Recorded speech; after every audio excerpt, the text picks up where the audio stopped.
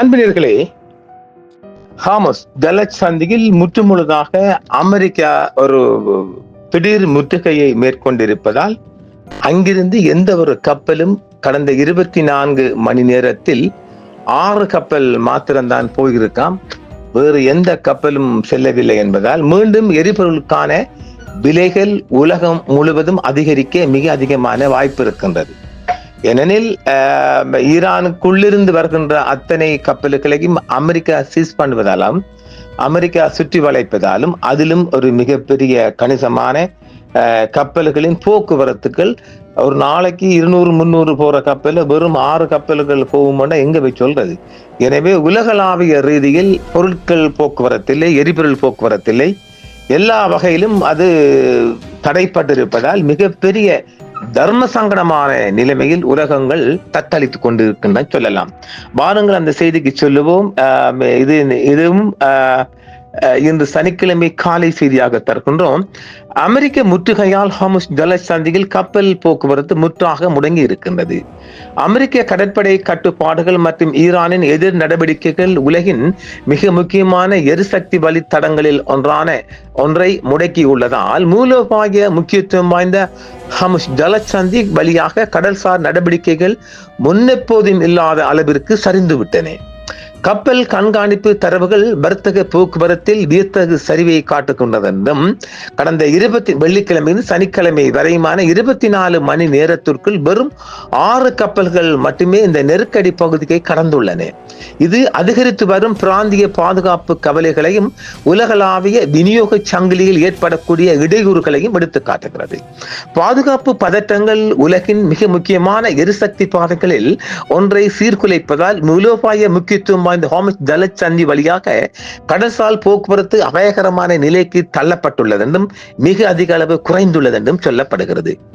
கப்பல் கண்காணிப்பு தரவுகளின்படி கடந்த 24 மணி நேரத்தில் வெறும் 6 கப்பல்கள் மாத்திரமே இந்த குறுகிய நீர்வழியை வெற்றிகரமாக கடந்துள்ளன என்றும் இது போக்குவரத்து அளவில் ஒரு வியத்தகு சுருக்கத்தை காட்டுவதாகவும் குறிக்கப்படுகிறது. கிழக்கு நோக்கி சென்ற இந்த வரையறுக்கப்பட்ட கப்பல் குழுவினர் ஈரானின் பந்தர் அப்பாஸ் முனையத்தை நோக்கி தீவிரமாக சென்று கொண்டிருந்த சொரோனா கப்பலும் பயணத்தில் இருப்பதாக பதிவு செய்யப்பட்ட நிக்கி கப்பலும் அடங்கும். மேலும் மரைன் பிளாக்ஸ் கப்பல் இந்தியாவின் பியாபாப் நோக்கி பெட்ரோலிய பொருட்களை கொண்டு சென்றது. அதே நேரத்தில் ASS குளோரி கப்பல் அனுமதிக்கு காத்திருந்தது. ஒமானின் ஷினாஸ் துறைமுகத்துக்கு அருகில் நிலையாக நிற்கின்றது. மேற்கு நோக்கி போக்குவரத்துக்கு குறையாகவே இருந்தது என்றும் ஜின்ஜியாங் 5 மற்றும் கியோனாமி மாரு ஆகிய 2 கப்பல்கள் மட்டுமே இந்த முக்கியத்துவம் வாய்ந்த கடல் வழி பாதையை கடந்து சென்றாக ஆவணப்படுத்தப்பட்டன. முந்தைய கப்பல் ஐக்கிய அரபு அமீரகத்தின் போர்ட் ரசீத் அருகே நங்கூரமிட்டது. பிந்தைய கப்பல் ஐக்கிய அரபு அமீரகத்தின் பிராந்திய நீர்ப்பரப்பை நோக்கி தனது பயணத்தை தொடர்ந்திருக்கின்றது. அதிகரித்த அபாயங்களை எதிர்கொள்ளும் கப்பல்களாக ஆவணப்படுத்தப்பட்ட பயணங்களை தவிர ஜலசந்தியை நெருங்கிய ஏராளமான வர்த்தக கப்பல்கள் அவற்றின் தானியங்கி அடையாள அமைப்பு ஆட்டோமேட்டிக் ஐடென்டிபிகேஷன் சிஸ்டம் சந்தேகத்துக்கிடமான இடைவெளிகளை காட்டின. இது நிலையற்ற சூழலில் கண்டறியப்படுவதை தவிர்ப்பதற்காக இயக்குநர்கள் வேண்டும் என்ற டிரான்ஸ்மிட்டர்களை செயலுக்கு செய்தார்களா அல்லது தொழில்நுட்ப கோளாறுகளை சந்தித்தார்களா என்பது குறித்த கேள்விகளை எழுப்பியுள்ளது. ஆனாலும் ஆட்டோமேட்டிக் ஐடென்டிபிகேஷன் சிஸ்டம் சரியாக இயங்குவதாகவும் சொல்லப்படுகிறது. அமெரிக்க தடைகளுக்கு உட்பட்ட மிகப்பெரிய கச்சா எண்ணெய் கப்பலான யூரியை சுற்றியுள்ள நிலைமை அபாயகரமான வழி செலுத்தல் நிலைமைகளை விளக்குகிறது. அந்த எண்ணெய் கப்பல் ஆரம்பத்தில் கடந்து செல்ல முயன்று பின்னர் லராக் தீவுக்கு அருகே நின்றது. இருப்பினும் ஈரானிய ஊடகங்கள் அந்த கப்பல் ஏற்கனவே கிழக்கு நோக்கிய பயணத்தை முடித்து நங்கூரமிட்டு விட்டதாக கூறினர். பிராந்திய கடல்சார் அதிகாரிகள் கப்பல்கள் மீது துப்பாக்கிச் சூடு நடத்தப்பட்டது மற்றும் ஈரானிய படைகளால் குறைந்தது 2 கப்பல்கள் கைப்பற்றப்பட்டது உறுதி செய்யப்பட்டிருந்தது. ஏற்கனவே கடுமையான அமலாக்க நடவடிக்கைகளை பதிவு செய்துள்ளது. இந்த நடவடிக்கைகளை வாஷிங்டன் கடல்சார் கட்டுப்பாடுகளுக்கு தெஹ்ரான் அளிக்கும் பதிலடியாகும் என்றும் இவை வர்த்தக போக்குவரத்தை திறம்பட முடக்கக்கூடிய இணையான முற்றுகைகளை உருவாக்குகின்றன என்றும் தெரிவிக்கப்படுகிறது. ராஜதந்திர தலையீடு முயற்சிகளாக இந்த கடற்படை மோதலின் பின்னணியில் மேலும் பதட்டம் அதிகரிப்பதை தடுக்க ராஜதந்திர முயற்சிகள் மேற்கொள்ளப்படுகின்றன. அமெரிக்க அதிபர் டொனால்ட் ட்ரம்ப் சமீபத்தில் தெஹ்ரானுடனான ஒரு பலவீனமான 2 வார கால போர் நிறுத்த ஏற்பாட்டை நீட்டித்தார். இது ஈரானிய பேச்சுவார்த்தையாளர்கள் விரிவான முன்வழிகளை வகுப்பதற்கு வெளிப்படையாக இடைமறிப்பதாகவும் சொல்லப்பட்டது. இஸ்லாமாபாத் தன்னை ஒரு மத்தியஸ்தராக நிலைநிறுத்தி உள்ளது. வாஷிங்டனுக்கும் தெஹ்ரானுக்கும் இடையே 2வது சுற்று இருதரப்பு பேச்சுவார்த்தைகளை நிறுவுவதை நோக்கமாக கொண்ட கலந்துரையாடல்களுக்கு பாகிஸ்தான் அதிகாரிகள் அணிவகுத்து நின்றனர்.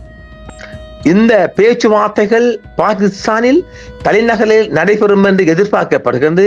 இது விரோத சக்திகளுக்கு இடையே பதற்றத்தை தணிப்பதற்கான ஒரு அரிதான வழியாகவும் பாகிஸ்தான் அதிகாரிகள் வழிவகுத்து வருவதாக சொல்லுகின்றார்கள். உலகளாவிய பொருளாதார தாக்கங்கள் இந்த கடல்சார் மோதல் சர்வதேச எரிசக்தி சந்தைகளுக்கு குறிப்பிடத்தக்க விளைவுகளை ஏற்படுத்தி வருகிறது. கடற்படை கட்டுப்பாடுகளை அமுல்படுத்தியதிலிருந்து 33 கப்பல்களை திசை திருப்பியதாக அமெரிக்க மத்திய கட்டளை சென்டர்காம் மையம் ஒப்புக்கொண்டுள்ளது. அதே நேரத்தில் ஈரானின் கட்டுப்பாடுகள் கப்பல்கள் செல்வதை கடுமையாக கட்டுப்படுத்தும் ஒரு நெருக்கடியான சூழலை உருவாக்கி இருக்கின்றது. ஹார்முஸ் ஜலசந்தி உலகளாவிய பெட்ரோலிய நுகர்வில் ஏறக்குறைய 1/5 பங்கிற்கு வழிவகுக்கிறது. எனவே அதை மூடுவதோ அல்லது கட்டுப்படுத்துவதோ உலகளாவிய பொருளாதார பாதுகாப்புக்கு அவசியமான ஒன்றாகும் என்றும் தற்போது ஒரு நாளைக்கு 6 கப்பல்கள் மட்டுமே செல்ல அனுமதிக்கப்பட்டிருப்பது அதன் இயல்பான திறனில் ஒரு சிறு பகுதியாகும் என்றும் இந்த முடக்கம் தொடர்ந்தால் இது விநியோக சங்கிலிகளுக்கு அச்சுறுத்தலாகவும் கச்சா எண்ணெய் சந்தைகளின் நிலையற்ற தன்மைகளை தூண்டக்கூடியதாக அமையும் என்றும் சொல்லப்படுகிறது. ஈரான் தரப்பிலிருந்து ஒரு செய்தி கசிந்திருக்கிறது. வளைகுடா முழுவதுமாக அமெரிக்க போர் விமானங்களும் போர் வீரர்களும் தரை இறக்கப்பட்ட ஒரு செய்தி தெரிவிக்கின்றது. இந்த 2 மாத ஏற்கனவே அமெரிக்கா 2 மாத கால போர் நிறுத்தம் ஒன்று தன்னிச்சையாக கொடுத்திருப்பது தன்னுடைய படை பலத்தையும் படை கலன்களையும் வளைகுடாவுக்கு கொண்டு செல்லவும் யுக்ரைனின் உதவி நாடப்பட்டிருப்பதால் யுக்ரைனின் மிக அதிகமான ட்ரோன் எதிர்ப்பு நிபுணர்களும் அதிகமாக களமிறக்கப்பட்டிருப்பதால் எதிர்வரும் காலங்களில் யுக்ரைன் உதவியுடன் ஈரானை எதிர்கொள்ள அமெரிக்கா தயாராகி வருவதாகவே சொல்லப்படுகிறது.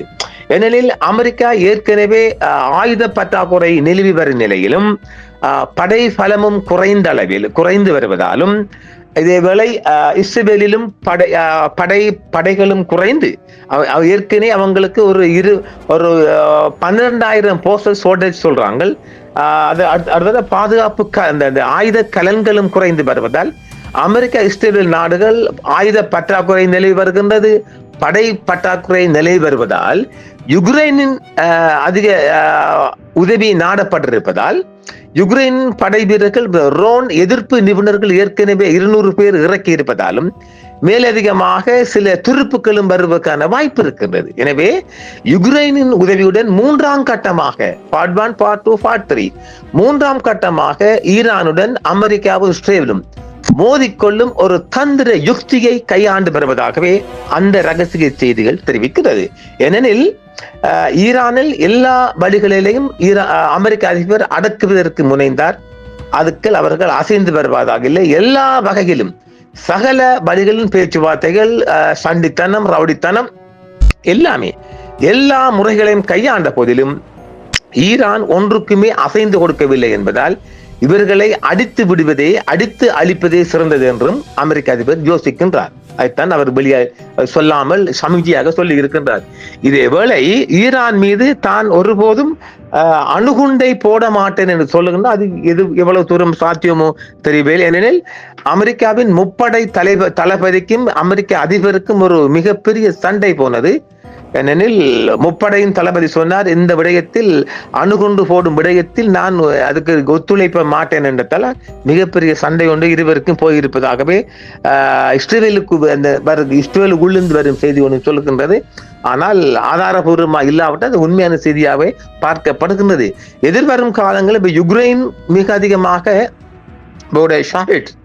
ஈரானின் ஷாஹிட் ஏவுகணை தடுப்பதில் மிகப்பெரிய அனுபவம், 4 வருட அனுபவம் பெற்றிருப்பதால் வளைகுடா முழுவதும் அந்த அனுபவசாலி கொண்ட படை வீரர்களை களமிறக்க இருப்பதால் எதிர்வரும் காலங்களில் ஈரானின் ட்ரோன்களை யுக்ரைன் வீரர்கள் எதிர்கொண்டால் ஈரானின் சாத்தியமற்ற, அதாவது தாக்குதல்கள் சாத்தியமற்றதாக போய்விடும். அதற்கு அடுத்தாக வேறு நவீன கருவிகளை இறக்க வாய்ப்பு இருக்கிறது. இதைத்தான் அவர்கள் கடந்த 2 வாரத்துக்கு முதல் சொல்லுகின்றார்கள். நாங்கள் புதிய வடிவத்தில், புதிய கோணத்தில், புதிய ஆயுதங்களை களமிறக்க உள்ளோம் என்று.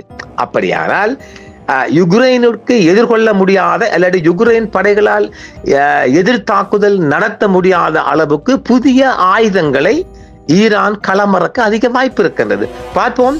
கூடிய விரைவில் மீண்டும் 3வது பார்ட் 3 யுத்தத்தை நாங்கள் சந்திக்கவிருப்பதால் ஈரானுக்கு யுக்ரைன் ஆப்படி, அதாவது ஈரானிய ட்ரோனுக்கு யுக்ரைன் ஆப்படிக்குதா இல்ல யுக்ரைன் படை வீரர்களுக்கு ஈரான் ஆப்படிக்குதா என்பதை இந்த 3வது யுத்தத்தின் போது நாம் நேரடியாக பார்த்துவிட முடியும். பார்ப்போம். மிக அதிகமான செய்திகள் வெளிவந்த வண்ணம் இருக்கின்றது. என்று மாலையில் மீண்டும் சந்திப்போம் நேர்களே.